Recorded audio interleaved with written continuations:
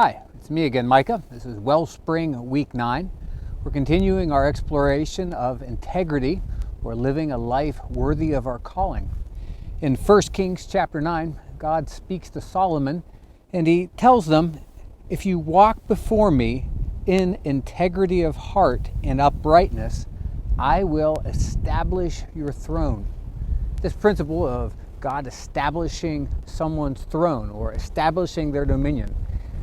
None of us have an actual throne on which we live, and yet God has put us in a position where we have authority, and with authority comes responsibility.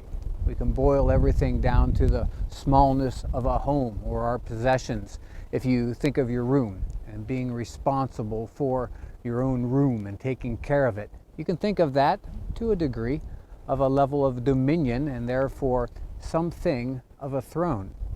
As we expand and look beyond this small example of our home, we all live in the world and we all have levels of responsibility inside of the world, levels of responsibility for the ways that we interact, the ways that we present ourselves.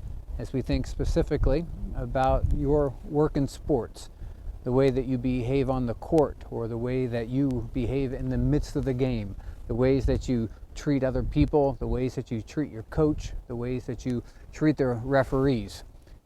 There's a level of responsibility there that when we do well, as God was describing to Solomon, will be rewarded. Now that reward doesn't always look like winning. Hopefully that's obvious to you by now. But that reward is going to look like the inheritance or the heritage that we have. What we pass on to the sports program that we're participating in, or what we pass on to the people that we're studying with, or the people that we're building up, the people that we're encouraging. And Psalm 34 continues this idea. Psalm 37, starting with verse 3. It says, "Trust in the Lord and do good. Dwell in the land and cultivate faithfulness. Delight yourself in the Lord, and he will give you the desires of your heart. Commit your way to the Lord. Trust also in him, and he will do it. He will bring forth your righteousness as the light, and your judgment as the noonday. Rest in the Lord and wait patiently for him."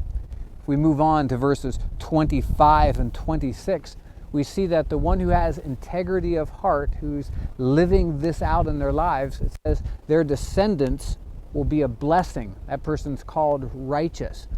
But it says the descendants of the wicked will be cut off. So we move into this place where we have a sense of responsibility as we act, and we understand that there's always consequences to our actions. There's consequences that will be negative when we're acting with a lack of integrity, and all of us have experienced that. I've experienced that. The most righteous people who have ever lived have experienced that.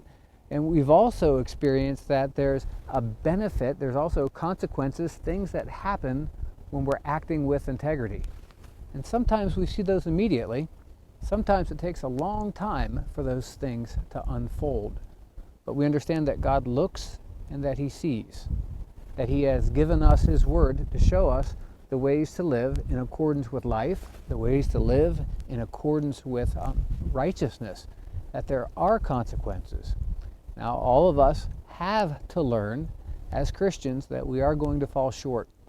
Now, the beauty is that Christ lived that perfect life in our place, that we will not be condemned as we are trusting in Christ, because he has already died and paid the consequences for our sin. So we live in him, we dwell in him, we delight ourselves in him, and we learn to walk in truth because we trust him, because we'll follow him.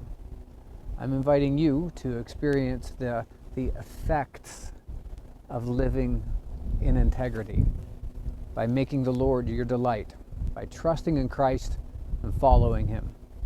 May he be glorified in your life, and may you have the peace that comes with a clear conscience, knowing that we will never be condemned in Christ Jesus, and that when we stand before him on the last day, we'll be judged in Christ, and so we will not be condemned. May God bless you in your integrity. Please make the Lord the delight of your heart, and He will give you your desires as you are desiring Him and trusting Him. May God bless you.